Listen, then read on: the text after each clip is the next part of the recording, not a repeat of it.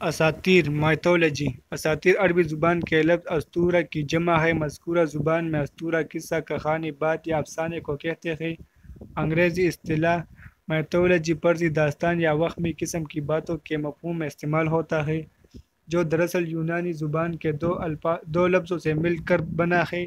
Mites بمعنی کہانی جبکہ لوجز علم بحث یا بیان کو کہا جاتا ہے۔ گویا اس اصطلاح کا لغوی مفہوم کہانیوں کا مطالعہ قرار پاتا ہے۔ اساطیر کے ساتھ ساتھ علم الاعظام، دیومالا اور ضمیات جیسی اصطلاحات بھی مائتولوجی کے مترادف کے طور پر استعمال ہوتی ہے۔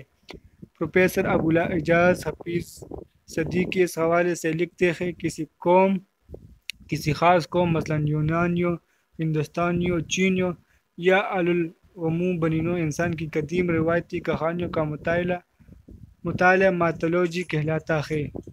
علی عباس جلال پوری کے بقول دیوتال سے منسوب قصے کہانیوں کا علم دیومالا ہے۔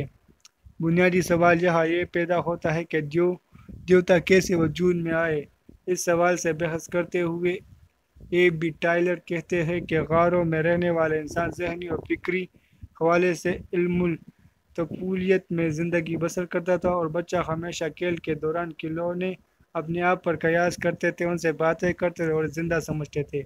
اس طرح قدیم انسان نے درخت، پہاڑ، دریا، سورج، چاند وغیرہ کو ذی روح مان کر انہیں دیوتا مان کر ان سے قصے کہانی منسوب کرنے لگے۔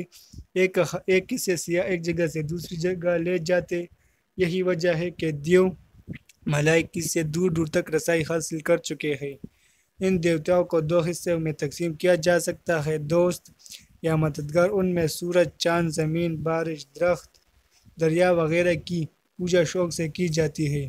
مخالفت یا تکلیف پہنچانے والے دیوتاؤں میں طوفان، گرج چمک، موت، امراض، سیلاب وغیرہ شامل تھے۔ لوگ ڈر کے مارے انہیں خوش رکھتے تھے اور چڑھاوے چڑھاتے تھے۔ یونانی دیوتاؤں میں زیوس بڑا دیوتا تھا۔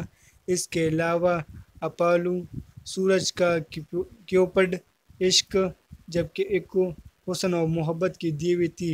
ہندوستان میں شیو، کالی، رام، کرشن وغیرہ مشہور دیومالائی کردار ہیں۔ اردو شعر و ادب میں قصے کہانی آج بھی تلمیحات کی شکل میں ڈھل کر اظہار پاتے رہتے ہیں۔